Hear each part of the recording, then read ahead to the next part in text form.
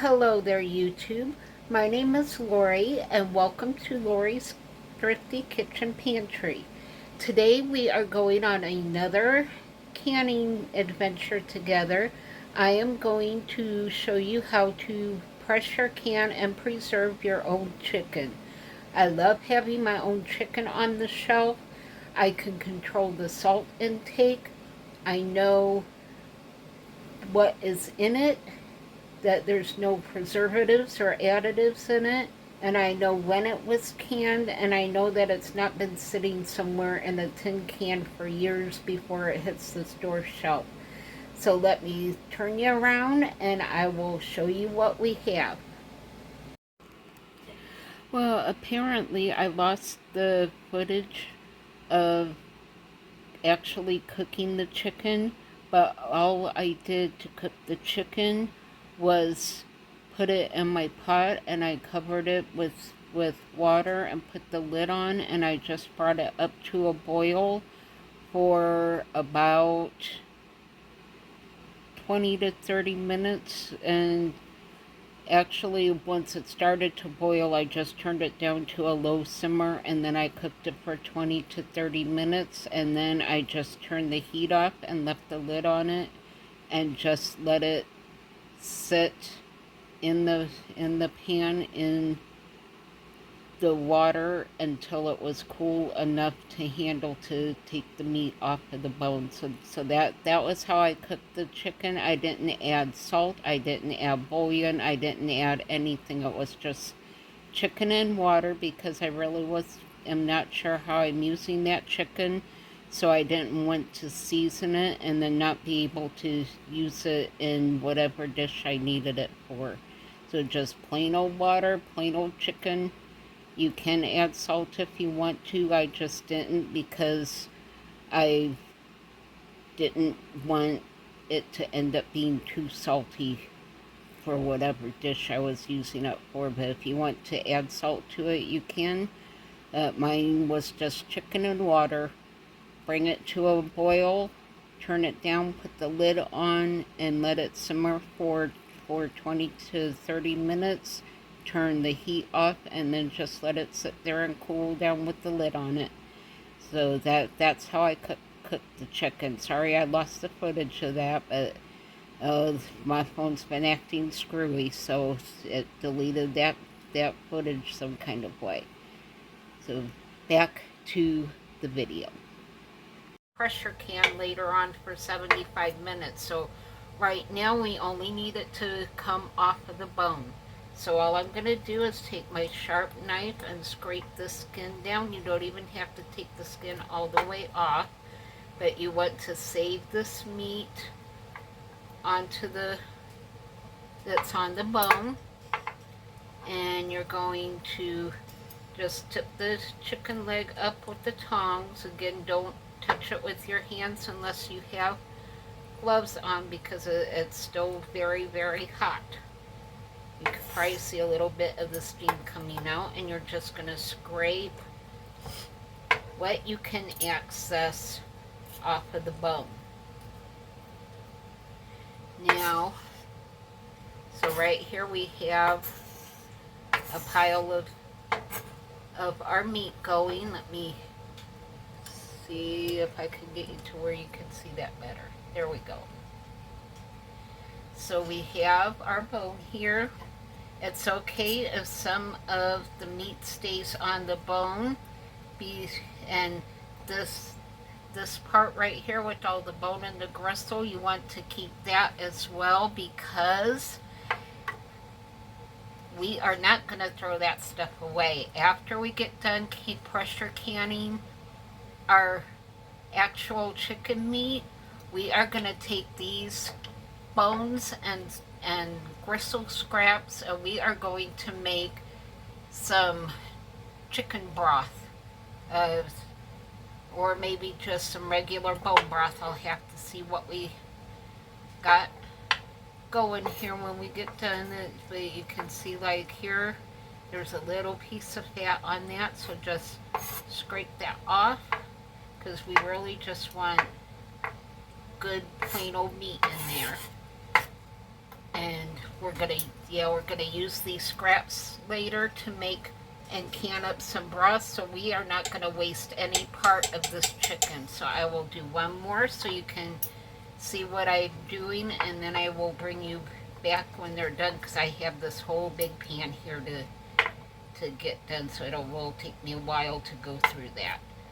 Just scrape that skin down, because we don't want the skin. That's a lot of extra fat that would be going in our food that we don't need, but that will make excellent chicken broth. So we don't want to throw it away. We just want to pull it down so it doesn't get into our meat.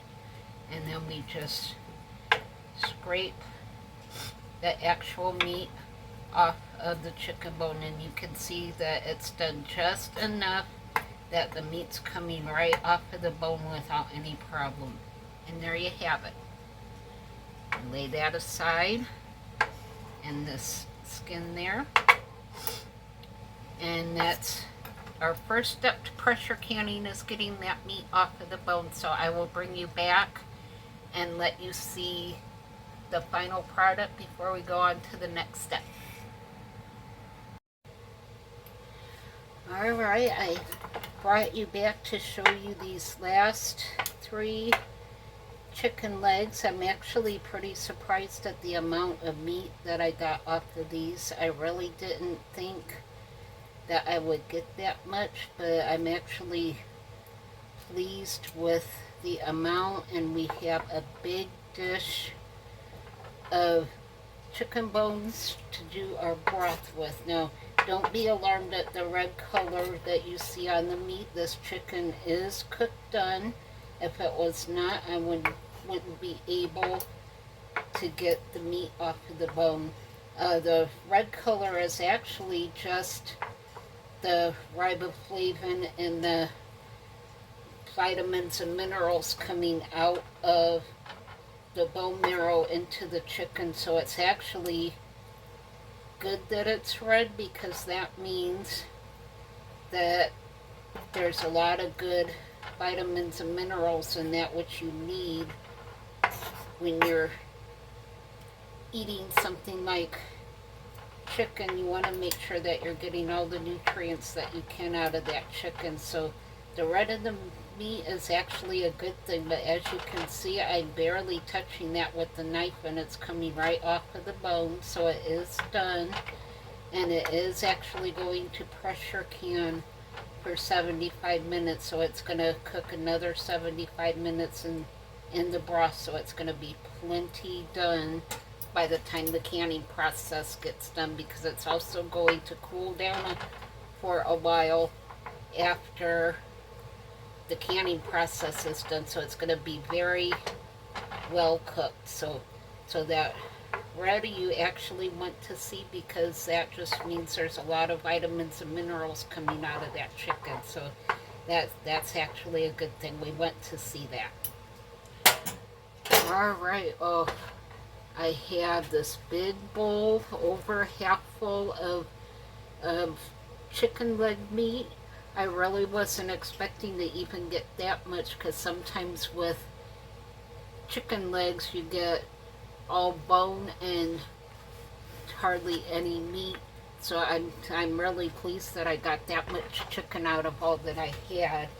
Plus we have this big, almost full bowl of bones and pieces of skin and things that we didn't want in our jars of chicken, that we're going to make some really good chicken broth out of after we get our chicken canned. So we're getting 2 things out of this one pan of chicken. We're getting jars of chicken, and we're going to get some really good chicken broth.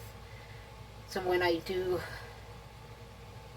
the meat off of the bones, I also have a package of chicken thighs that I'm just going to put in the jar and cook along with the chicken. When you do chicken, it doesn't really matter if it's cooked or if it's raw. It goes by jar size, and your elevation and pressure weight, so I will be doing pint jars, and whether it's cooked or uncooked, it will pressure cook for 75 minutes. If you're doing quart jars, it cooks for 95 minutes.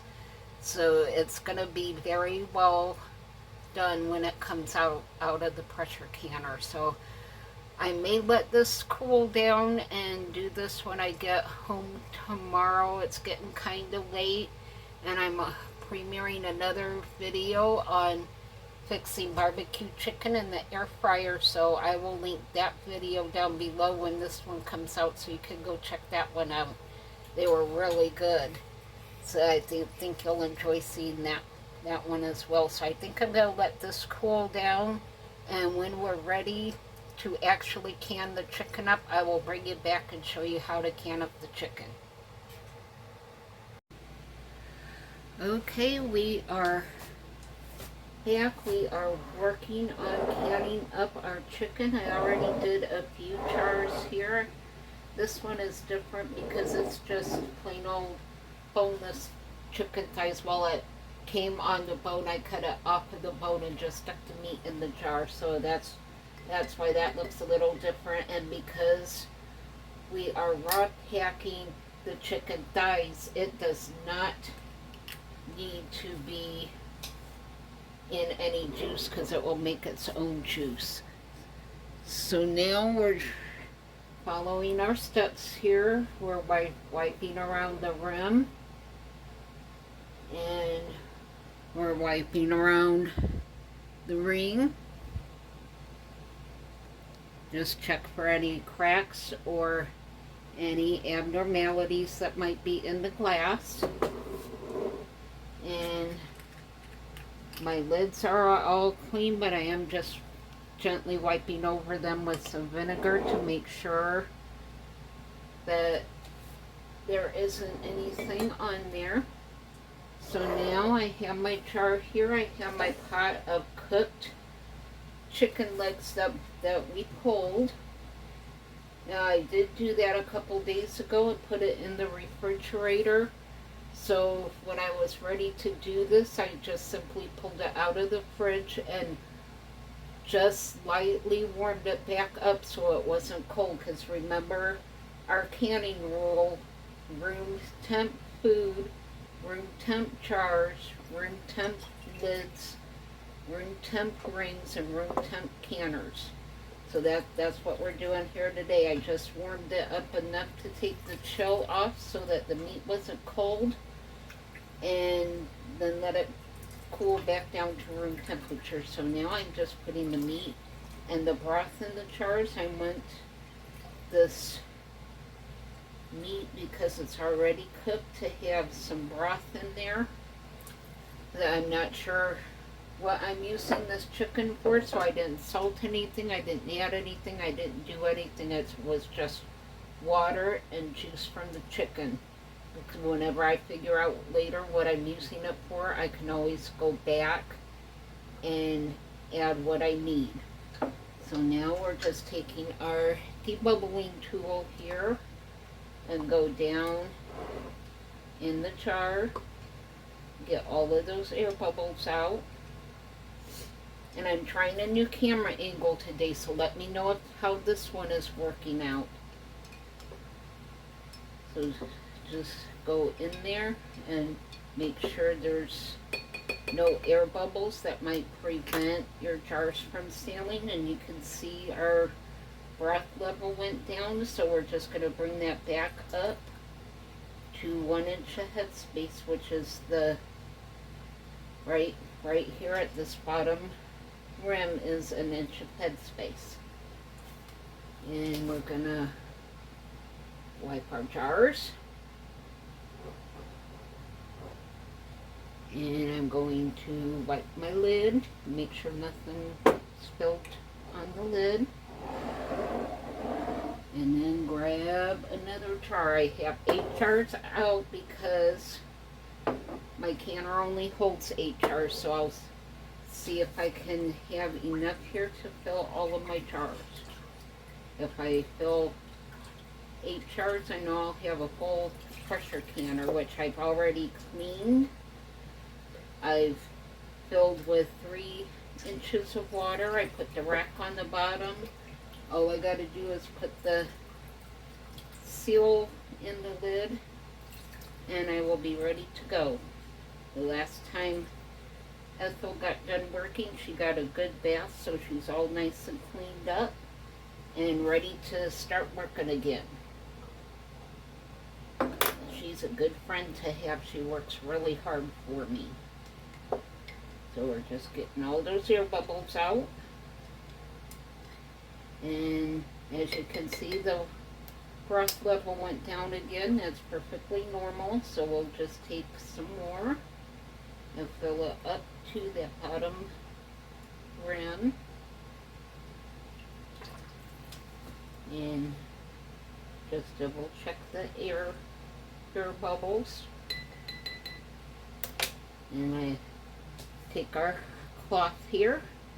Now I'm just using an old t-shirt that I was going to throw away and cut it into small squares, and I put it in one of these jars here with some vinegar in it, and so now when I just grab these squares instead of wasting all the paper towels. It's really saved me a lot of money doing that. So just wipe my lid down, and then whenever I'm done with the squares, I just simply throw them away. If you wanted to, you could probably wash and reuse them, but I have lots of old t-shirts, so I'll probably just use mine and then get rid of it. Okay, I'm getting down to where it looks like I'm gonna have enough chicken to maybe do something with my supper tomorrow, so we'll see what I can come up with for my supper. If you have any ideas besides soup for what I can do with this leftover chicken and broth, leave me a comment down below and share your ideas. I really like hearing what you all do with your chicken and your leftovers. So let me know in the comments down below what you think I should do with that chicken broth besides chicken soup. So now we're just debubbling. And I will add just a little bit more of the broth.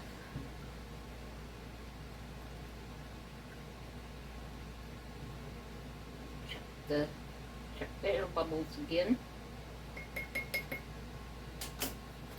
I'll get a new rag here. And I will clean the neck of the jar as well as the rim. And my lid, even though my lid's clean, I'm still wiping it just to double check.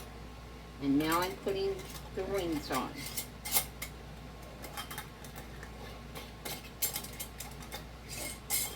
And you want the rings on snug enough that they're not going to come off during the pressure canning. I had lids pop off of the jars because I didn't have them on tight enough. So you don't want to wrench the lids on, but you also don't want the lids to be, or you don't want the rings to be really loose, because those lids expand, and as the air expands and takes up room, if these rings are not on tight enough, your lid and ring will pop off of the jar, and then you'll have to throw out your food.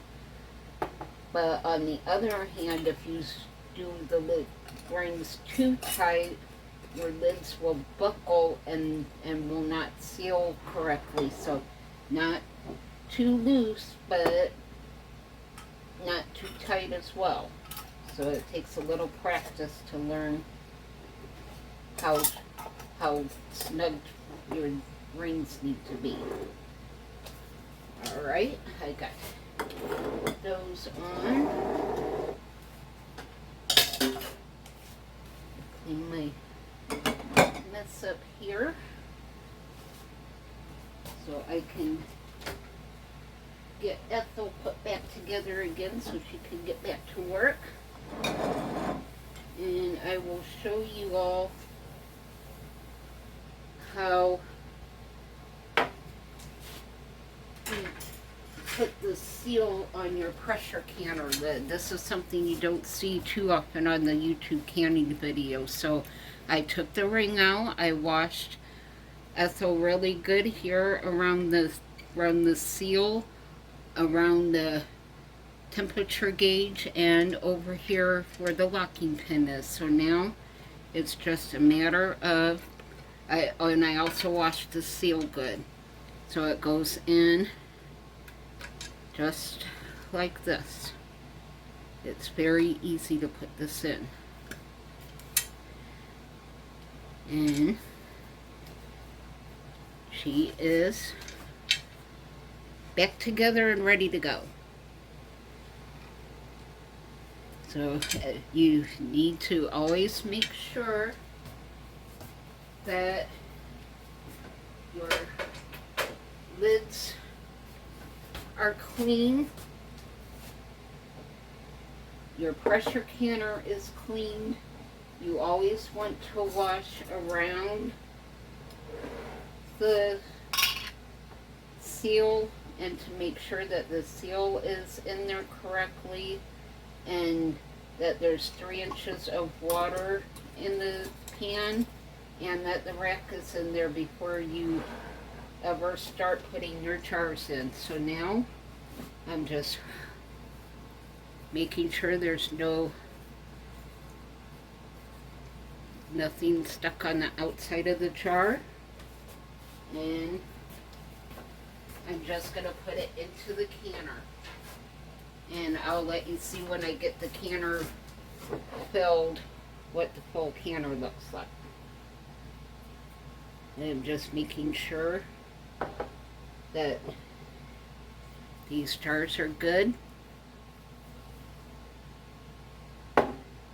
Now usually I just raw pack my chicken, but this was, as I showed earlier, was chicken legs, and I have seen videos where people have raw packed chicken legs. They just put the chicken legs in the jar and put the jars in the canner. But I've heard several people on YouTube complain that the smell was absolutely horrendous. So I decided to par cook my chicken. I didn't cook it through all the way, but just enough to get it off of the bone, because it's going to pressure can for 75 minutes for pint jars. If I was doing quart jars, it would pressure can for 90 minutes. Alright, I am going to spin you around to the canner so you can see what the canner looks like.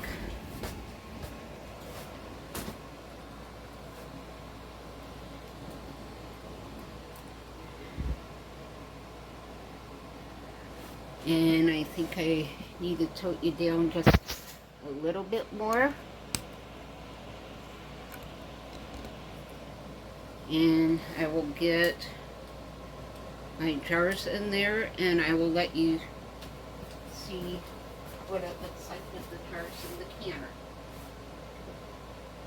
When you put your jars in the canner, you want to make sure that there's a little bit of space between the jars. You want a full canner, but you don't want the jars to actually touch each other if you can help it. I know it's a little bit more difficult with quart jars, but it really needs, the jars really need space in there. So,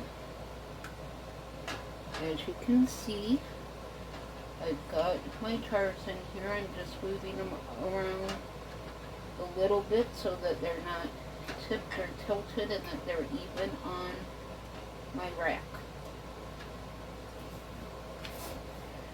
And there you can see that Ethel is full.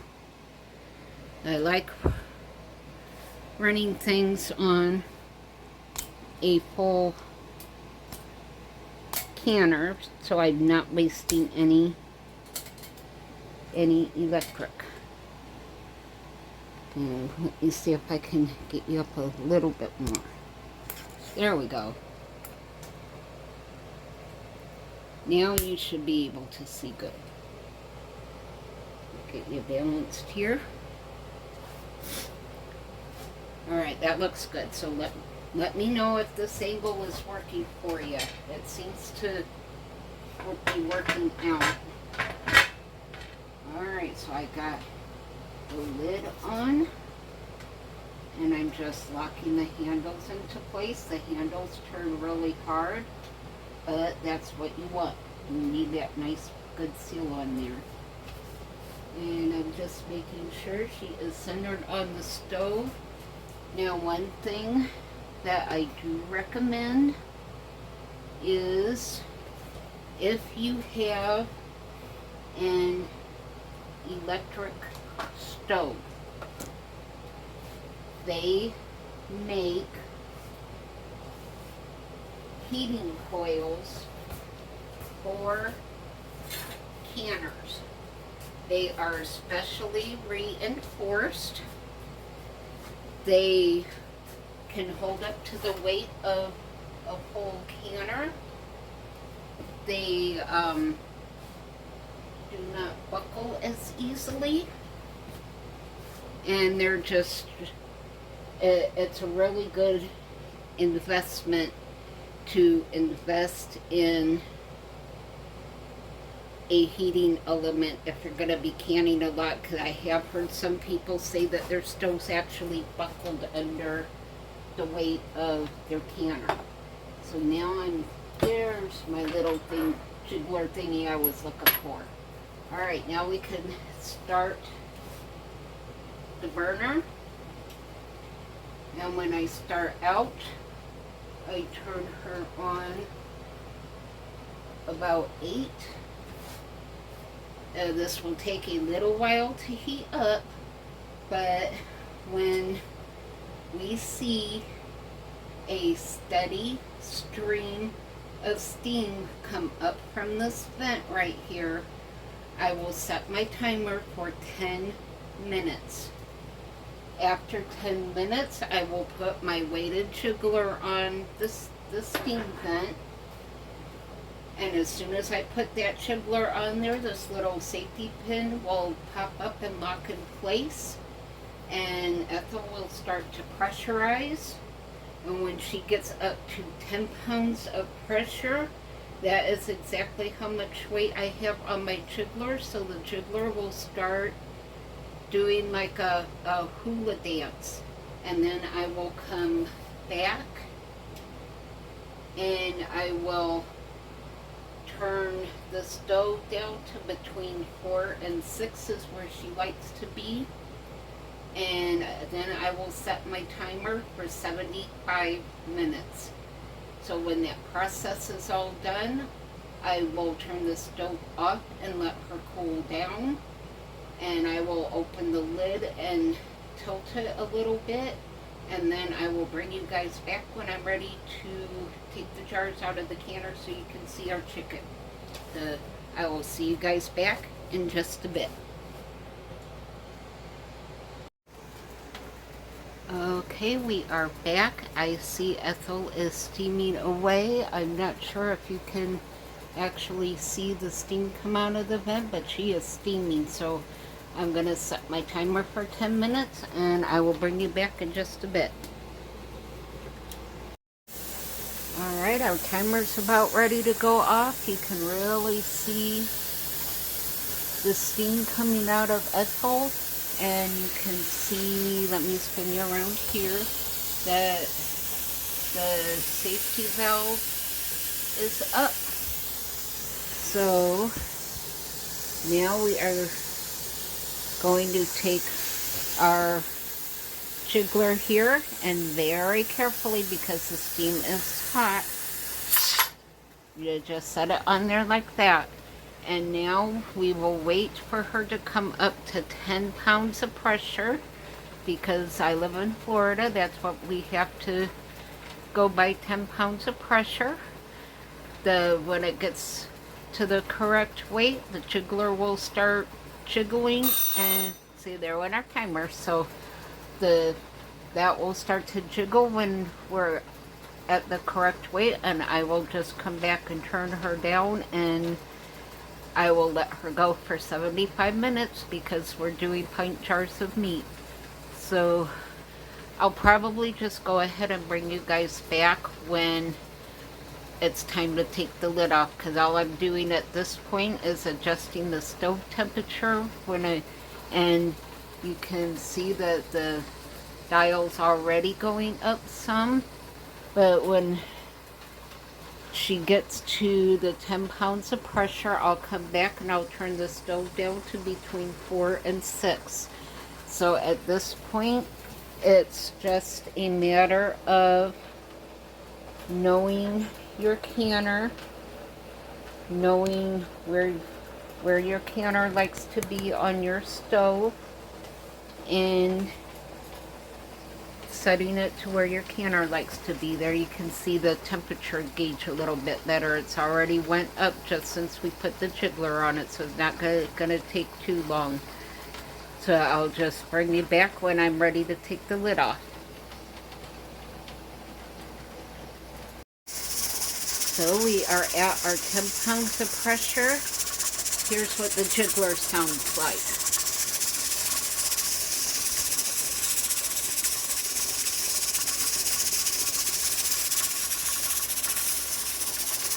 So because I use an electric stove, I turn her between 4 and 6. And I'll probably once or twice come out to check the temperature gauge, but I know where I have her set. She does really well. So you just don't want it to go below the 10 pounds of pressure, so I know where I have her set is not too high or too low. So I will bring you back when it's time to take the jars out.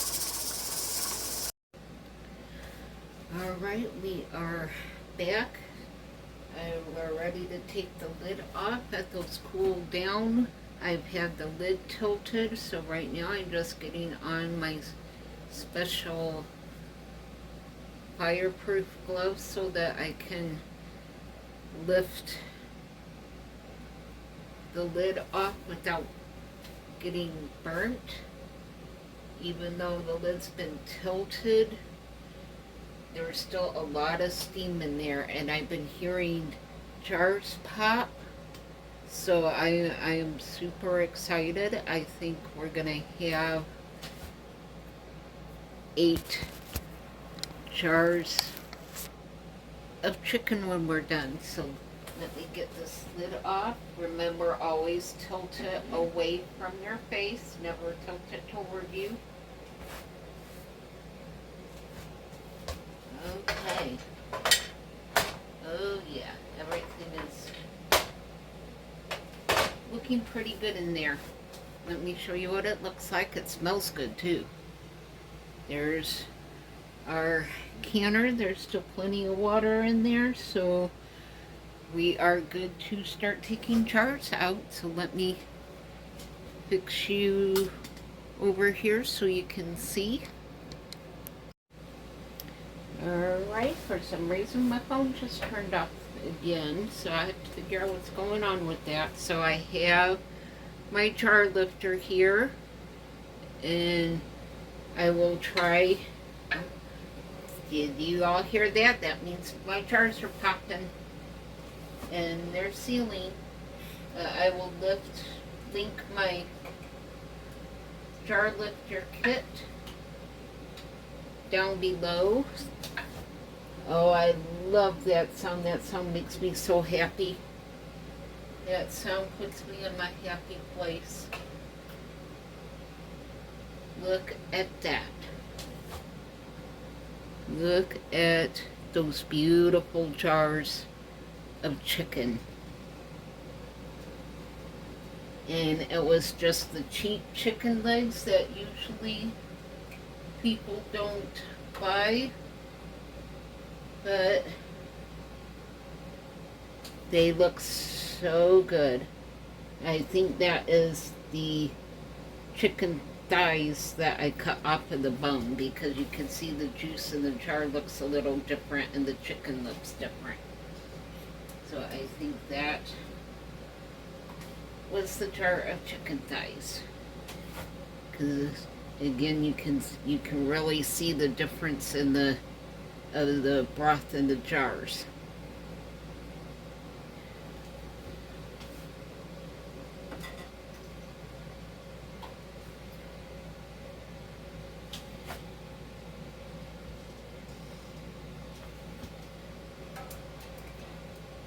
I am so happy with this. These look absolutely perfect. I wasn't sure how they would come out because I never canned cooked chicken before. I always just raw packed it. So this is actually a first for me, and I am super excited for this. That broth is going to have so much flavor in it, and there's going to be so much that you can do with that chicken. So the rest of the process is very simple. I'm just gonna come back tomorrow and take the rings off. I'm gonna check the seals. I'm gonna wash the jars off and label it. And I'll probably stick 2 of the cooked chicken jars in the pantry, and I'll put the other ones in my long-term storage, and I'll probably put the jar of chicken thighs in there too, because I already have 2 jars of those in my working pantry. But look at that, that all came from the food pantry. It didn't cost me anything, and all it took was some time. Nothing I did was very difficult at all. It's just a matter of enjoying the process of canning and having the time once you start a canning project to finish it to its completion without rushing it, and just enjoy putting stuff up on your shelf, especially when it didn't cost me anything. I'm just so happy with the results from that. So again, we just I cooked the meat, I scraped it off the bone, I put the meat and the broth in the jars, I debubbled, I readjusted the water, I wiped the rims and the jars and the lids, and put the lids and the rings on, and put them in the canner with 3 inches of water, and followed the rest of the canning steps. So that's all there is to it. So if you haven't tried canning yet, give it a try. Look at the water in there. There's no seepage, which means we didn't lose any of the liquid inside the jars. So the jars are all going to seal. And for just a little bit of time, I have 7 jars of chicken to put on my shelf. So that wraps up this video. I'll do another video on preserving my sweet potatoes and zucchini, and I also want to show you how to can up regular potatoes, so we'll be working on that this weekend. So I'll catch y'all on the next video. Bye! Don't forget to like, share, and subscribe.